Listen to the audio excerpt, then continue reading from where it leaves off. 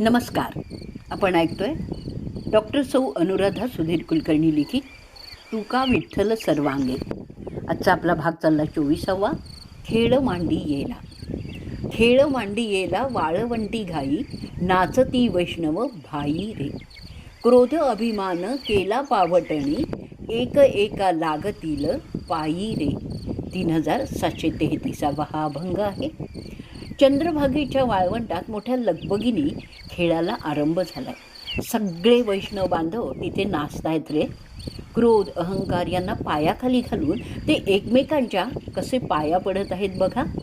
तुकारामाच्या ह्या प्रसिद्ध अभंगातून चंद्रभागेच्या वाळवंटात भक्तिप्रेमाच्या कल्लोळात हरिभजनाच्या तालात नाचणाऱ्या वैष्णवांचं प्रसन्न चित्र डोळ्यांसमोर उभं राहतं. क्रोध अहंकाराला पायाखाली घातल्यावरच, तसंच एकमेकांबद्दल प्रेमादर असल्यावर असं विमुक्त नर्तन करता येतं.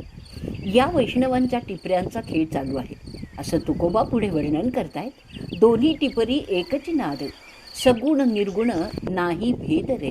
कुसरी अंगे मोडी तील परी, मेळवीती एका छंद रे. 3736 हा अभंग आहे. टिपऱ्या दोन जरी असल्यानं तरी त्यातून निघणारा नाद एकच आहे.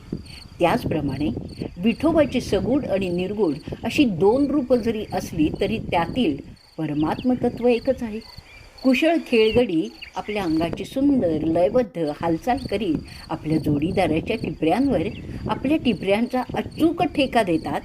तसे भक्त आपल्या नाना वृत्ती भगवंतांच्या एका भक्तिछंदात मिळवतो. असा आत्मस्वरूपी तादात्म्य होण्याचा खेळ जर जमला नाही तर तू देहभावाने निराळ राहून खेळातून बाद होशील असा इशारा देत तुकोबा म्हणतात.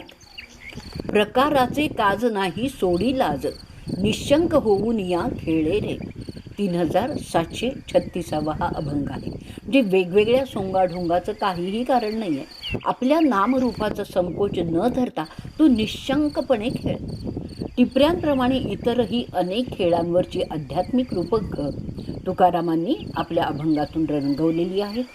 झेला रे झेला वरचे वरी झेला, हातीचे गमावी ते पाठीसी खाय टोला. चेंडूच्या खेळात चेंडू हातावनी कसा वरचेवर झेलायचा हे सांगताना तुकाराम म्हणतात की वर उडवलेला हा चेंडू हातात पकडता न येऊन खाली पडला तर पाठीत दणका खावा लागेल. जो देह आपल्याला या जन्मी लाभलेला आहे त्या देहाने वरचेवर स्वरूप संधान ठेवा.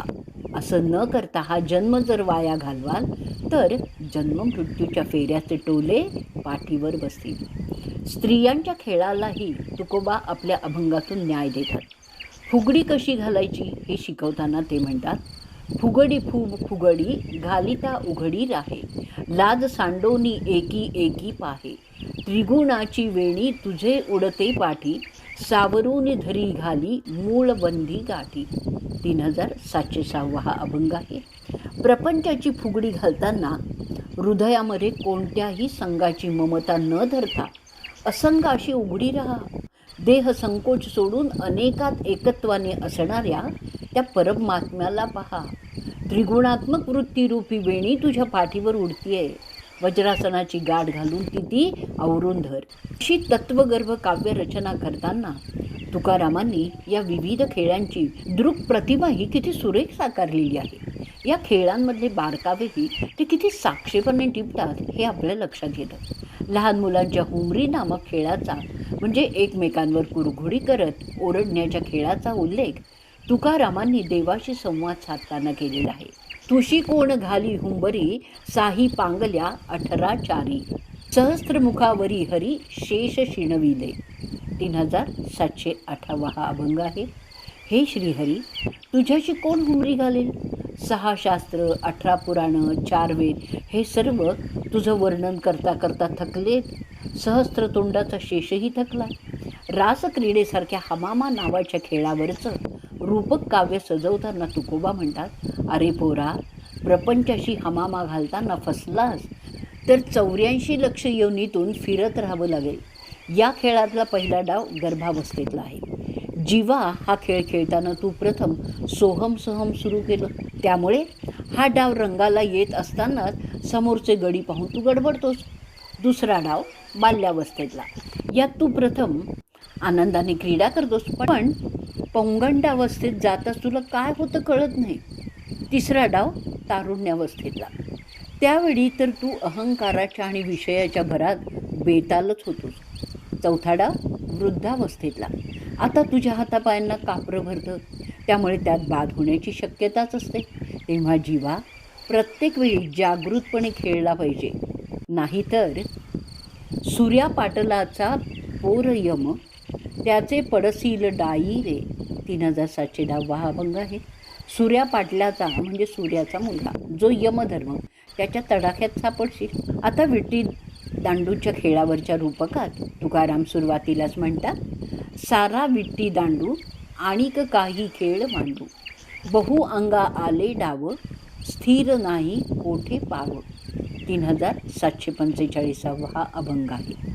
हा संसाररूपी विट्टी दांडूचा खेळ नको रे बाबा, दुसरा काही खेळ खेळूया. या खेळात पुष्कळ डाव अंगावर आलेत, कुठंही पाय स्थिर होत नाही. हा द्वैताचा खेळ काही केला संपत नाही. एक सोस पोटी, एक धावे हात पिटी, तुका म्हणे आता खेळ मोडावा परता. 3710 हा अभंग आहे. या प्रपंचरूपी खेळण्याचा सोस आपल्या मनी असतो, पण त्यासाठी धावाधाव करताना कित्येक हात ठेकीला येतात. तेव्हा आता हा खेळ मोडावा हेच बरं आहे. अशा रीतीने विविध खेळांच्या वर्णनाच्या माध्यमातून तुकारामांचे अभंग मनोज्ञ झालेले आहेत. त्यातील पारमार्थिक बैठकीमुळे ते सहज आपल्याला खूप काही शिकवून जातात. आजचा आपला भाग इथेच आपण संपवणार आहोत. जय जय राम कृष्ण हरी, जय जय राम कृष्ण हरी.